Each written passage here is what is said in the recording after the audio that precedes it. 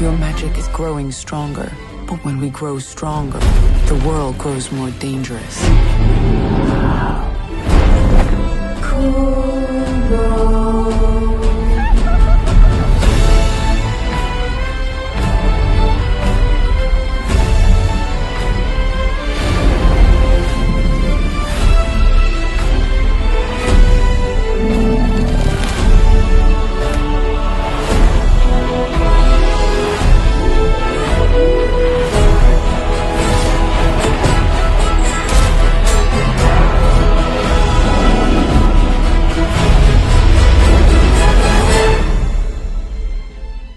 What's up, everybody, and welcome to ReelTime for the real, everyday movie fan. I'm Josh Williams. And I'm Ryan Murphy. And today we're giving you a real-time review of Kubo and the Two Strings. Kubo and the Two Strings is directed by Travis Knight, and it stars the voices of Art Parkinson, Charlize Theron, Ralph Fiennes, Matthew McConaughey, and Rooney Mara.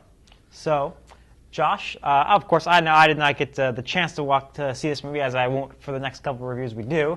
But Josh, why don't you tell us all a little bit about what you thought of Kubo and the Two Strings? Well, first off, I'm actually going to give it a 9.5 out of 10. 9.5. I was very, very impressed with this movie. I wasn't sure what I was expecting. I actually, honest, when I saw the trailers, I didn't think it was going to be that good. I wasn't very impressed with the trailers at all, but the story, the biggest thing for me was the story blew me away. Is very much a coming of age story, and there's a lot of heartfelt moments. There's a lot of hardship, a lot of really dark moments in his life and through this journey that he's on, and it blew me away. Now, whether it's a great animated movie, because most animated movies people would say, oh, it has it's fun, it's kid-like. This is not.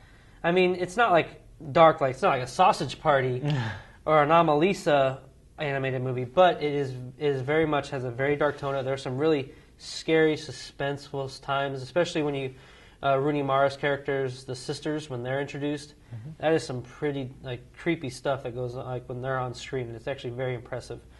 But overall, I mean, I really loved it. I mean, it was a great story. It was a great time. It kept me engaged the entire time, and I just really enjoyed it a lot. Okay, so what were some negatives of it? The negatives, I actually really only had one, and it had to do with the end of the climax, the climactic scene where he's facing the main villain, Ralph Fiennes, who plays the Moon King. Mm-hmm. He's about to face him, and it was just really quick. I mean, it wasn't compared to because the sisters are the Moon King's daughters, mm-hmm. and they're after Kubo for a specific reason. I'm not going to give it away because I want you to see it in the theater, but throughout they fight the sisters throughout almost the entire movie, and they're hard to kill. But all of a sudden it comes to the Moon King, and in about 15, 20 minutes, he's gone. He's done.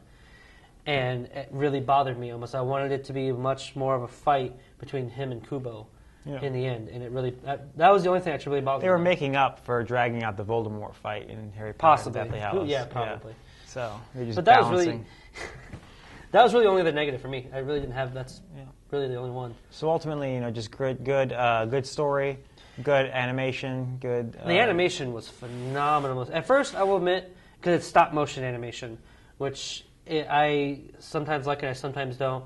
And this time, it actually worked for me. At first, I didn't like it because you can tell the characters there'd be a slight you can. I don't know. It wasn't smooth. I don't know how to really describe it. You know what I mean? That's how stop motion is, though. But after a while, I got used to it. I was fine with it.